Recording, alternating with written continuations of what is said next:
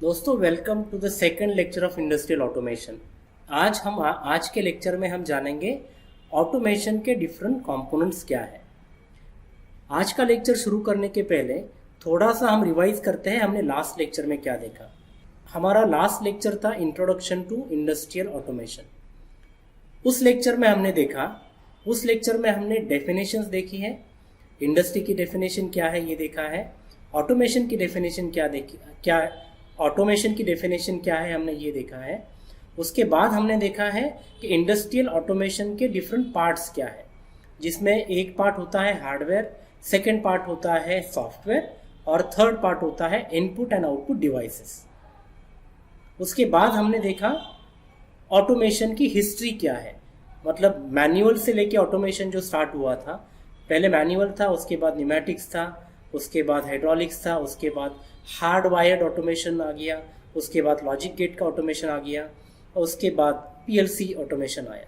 ठीक है, तो इंडस्ट्रियल ऑटोमेशन में आज की डेट में जो प्रोग्रामिंग किया जाता है वो प्रोग्रामेबल लॉजिक कंट्रोल मतलब पीएलसी का यूज़ करके किया जाता है। हमने लास्ट लेक्चर में ये भी देखा कि मैनुअल ऑटोमेशन के डिसएडवांटेजेस क्या थे, उसके बाद न्यूमेटिक्स के डिसएडवांटेजेस क्या थे, उसके बाद हार्डवायर के डिसएडवांटेजेस क्या थे, उसके बाद लॉजिक गेट के डिसएडवांटेजेस क्या थे और पीएलसी के एडवांटेजेस एंड डिसएडवांटेजेस क्या है। तो आज का जो लेक्चर है वो उसी लेक्चर का कंटिन्यूएशन रहेगा। लास्ट लेक्चर में जो हमने हार्डवेयर का पार्ट देखा था, उस हार्डवेयर के पार्ट में जैसे प्रोग्रामेबल लॉजिक कंट्रोल ये हार्डवेयर का एक डिवाइस आता है, वैसे ही जो ऑटोमेशन के कंपोनेंट्स है वो ऑटोमेशन कंपोनेंट्स भी एक तरह का हार्डवेयर ही होता है, जिसमें अलग अलग तरह के कंपोनेंट्स इंडस्ट्रियल ऑटोमेशन का जिसमें अलग अलग तरह के कंपोनेंट्स इंडस्ट्रियल ऑटोमेशन में यूज़ किए जाते हैं। यहाँ पर अगर आप देखोगे तो मैंने इंडस्ट्रियल ऑटोमेशन में यूज़ होने वाले कुछ कंपोनेंट्स की लिस्ट दी है। आगे के लेक्चर्स में, आगे के स्लाइड्स में हम इन्हीं कंपोनेंट्स के बारे में डिटेल में जानकारी जानेंगे। तो पहला जो कंपोनेंट है वो है रिले, कॉन्ट्रैक्टर एंड ओएलआर। ओएलआर का मतलब होता है ओवरलोड रिले। उसके बाद सेकेंड जो कंपोनेंट्स आते हैं वो है प्रॉक्सिमिटी सेंसर। अब प्रॉक्सिमिटी सेंसर्स में हमें 2 वायर प्रॉक्सिमिटी सेंसर्स भी आते हैं, 3 वायर प्रॉक्सिमिटी सेंसर्स भी आते हैं, 4 वायर प्रॉक्सिमिटी सेंसर्स भी आते हैं। अब 2 वायर प्रॉक्सिमिटी सेंसर मतलब क्या, 3 वायर प्रॉक्सिमिटी सेंसर मतलब क्या और 4 वायर प्रॉक्सिमिटी सेंसर मतलब क्या, ये आने वाले स्लाइड्स में हम डिटेल में जानने वाले हैं। उसके बाद आते हैं एनालॉग सेंसर्स। अब एनालॉग सेंसर्स में जो टेम्परेचर सेंसर्स है, प्रेशर सेंसर्स है, फ्लो मीटर्स है, फ्लो सेंसर्स है और लेवल सेंसर्स है, ये सारे सेंसर्स आते हैं एनालॉग सेंसर में। तो एनालॉग सेंसर में और डिजिटल सेंसर मतलब जो प्रॉक्सिमिटी सेंसर्स है उसमें डिफरेंस क्या है।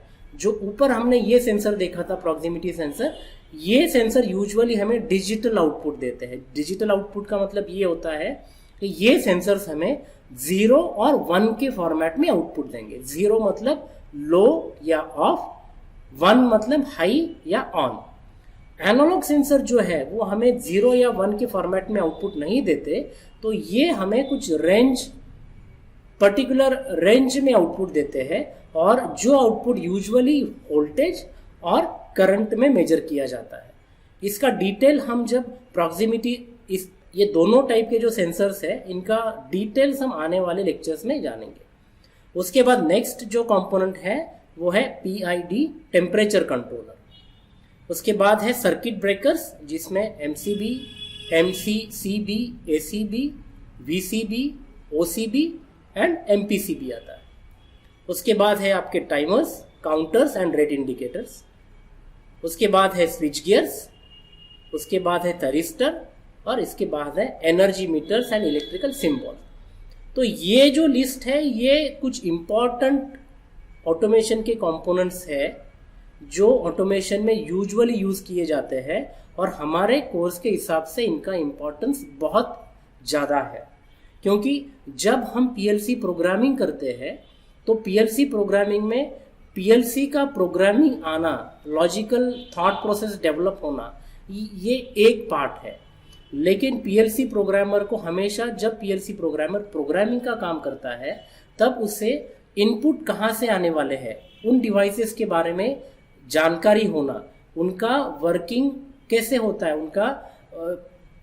उनका टेक्निकल वर्किंग कैसे होता है ये मालूम रहना, उनका आउटपुट कैसे रहेगा, डिजिटल रहेगा या एनालॉग रहेगा, ये जानना, ये बहुत इंपॉर्टेंट है। तो चलिए वन बाय वन हम ये सारे कंपोनेंट्स के बारे में अब डिटेल जानते हैं।